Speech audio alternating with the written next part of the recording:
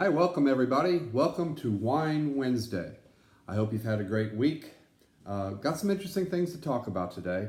Today we're going to talk about what affects the flavor of wine. You know, the flavor of wine, your favorite wine can change from time to time that you drink it.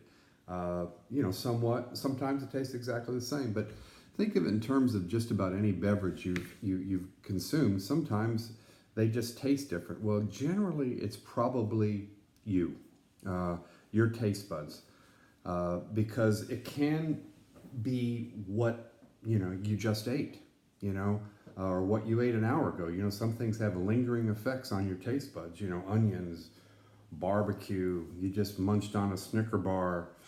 You ate popcorn. You had pickles. Whatever. All those things will leave a lingering flavor in your mouth, and your wine isn't going to immediately break through all those flavors that are in your mouth at that point. So you can other things. We can talk about chocolate and cheese. Dark chocolate and Cabernet and red Zins it's a wonderful match. Cheese goes with a lot of things. There's been wine and cheese parties since the hippies. So or the beatniks, whatever. But there are things that are made to go with wine and things that aren't necessarily go well with wine. But the thing that I'm going to talk about today specifically is not your taste buds, but oxygen, aeration, and or temperature. The same wine at different temperatures tastes differently. The same wine decanted or aerated tastes different. And so this is something that can help you in your wine tastings and your own taste buds. And I'll show you a couple. There's some gadgets out there that you can get. This one's been around for quite a while. This is actually a hybrid of the Venturi, and you would take it. And while I say a hybrid, this one actually has numbers at the top, which signifies the number of hours that supposedly this is giving it of air to help it open up. So we'll just put this on 2 hours, but all you would do is you would take it, you would place it over your glass, pour it in, and you hear it making all that noise. That is the aeration in the wine, and we've now just changed it. This is like if you've had it sitting in your glass now for 2 hours. Does it work? Yes, it does. It really does. I've gone, nose to nose with it a number of times, and it surely does change the flavor of the wine. This is called a nuance, and you place this in the bottle like you're just going to pour, and that's all you do. You just pour, and it aerates as you pour the wine. Question is does your wine always need to be aerated? You'll get varying opinions on this. You'll have some people say no. Others people say yes. I think a little air is always going to help the wine. It's always going to help. It'll open it up a little bit. Now, I always like to taste the wine first. See where it is, see how it tastes. I did this with Donna the other night. I knew that this wine was a little too tannic for her, so I literally took 2 glasses and I poured the wine back and forth between them, gave them a whole bunch of air, and then I poured some without any air in it, and I gave them to her and I said, okay, taste these. And they tasted like 2 totally different wines. And of course, after aerating, a lot of that edge went away in the wine, and she liked that one a whole lot better. She liked it a whole lot better after being aerated. The 2 that I have in my hand right here, this is the temperature one. I had this one in the refrigerator for about 4 hours. So it's probably about 45 degrees, which is probably even too cold for white wine. And this is the one that I just poured. And these are the exact same wine, and I assure you, they taste totally different. Let me try this. I'm going to assume that I'm going to take the cold one first.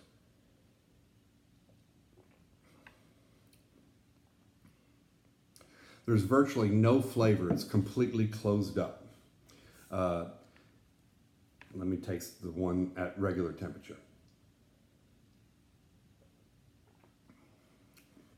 Lots of flavor, tremendous amount of flavor. Not usually this drastic in temperature differences, but for those of you who are just trying to get into red wine, and there's going to be some wine geeks that are going to roll over here when I say this, but if you're trying to get into drinking cabs and bigger red wines, and you're predominantly drinking white wine all the time, this is a great way to do that. Take your wine and put it in the refrigerator for 45 minutes or an hour. Chill it down. It's going to come back to temperature, but what it'll do when you chill it down, it's going to get rid of a lot of the edginess of the wine. It's going to stifle the flavor of the wine, okay? I don't recommend this for you big red wine drinkers, but for the people trying to get into it, it's slowly going to be warming up in your glass, and your taste buds will have acclimated more. And also, have something to eat with it. When you're first trying to get into red wine, the last thing you want to do is, think you can go out on the porch and drink a Cabernet and it'll be fine. It's not going to be fine for you for the most part. But that's one of the ways you can do it, is chill, because you're going to use science. It's going to close it up. And that's one of the great ways to do it.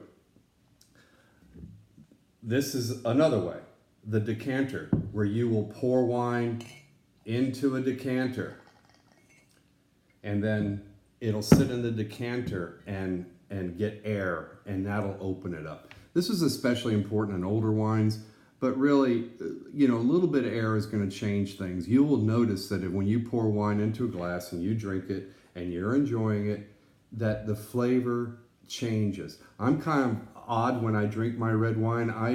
I pour in 2.5 ounces at a time. And I drink my 2.5 ounces, and I pour myself 2.5, 3 ounces more. And I allow myself to follow the journey of the wine as it's opening up. And I just find that to be fun. I'm not saying it's the right way. It's just my way. But a decanter is a great thing to have, because when you pour it in, it is splashing on the side. It's getting air. And then you get a lot of surface space for the air to get to it. The discussion a lot of times has been on bottle breathing. What exactly happens when you just open the bottle and just let it sit there? Does anything happen? Well, the wine's up to here, up to the neck. Your oxygen is touching the very top of the wine. There's not a lot going on. It's a very slow process as far as bottle breathing goes. So I always suggest, pour it into a glass. If you're drinking a big old red wine, pour some into your glass and let it breathe there. So we've talked about a lot of different things, and we'll talk about chocolate and cheese in a future episode. I hope you have enjoyed this tonight. We love coming to you every Wednesday, and I hope I've opened your eyes to a couple of different things that we can talk about, that you can use to help you and just discuss with your friends and be a little bit smarter than they are. Anyway, buddy, cheers.